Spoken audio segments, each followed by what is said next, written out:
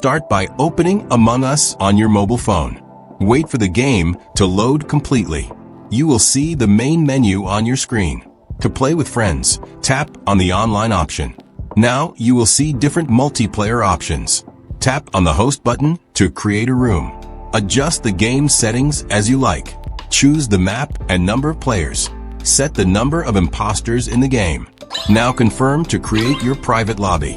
You will now enter the waiting room. A unique room code will appear on screen. Share this code with your friends. Your friends need to open Among Us. They should go to the online section. Then select the private option. They must enter the room code carefully. After entering, they tap join. They will now appear in your lobby. More friends can join using the same code. You can move around while waiting. Customize your character if you want. Once everyone joins, start the game. The game will now begin automatically. Each player gets a role assigned.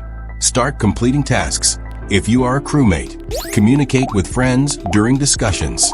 Vote wisely to find the imposter. Enjoy the fun gameplay together. That's how you play Among Us with friends easily.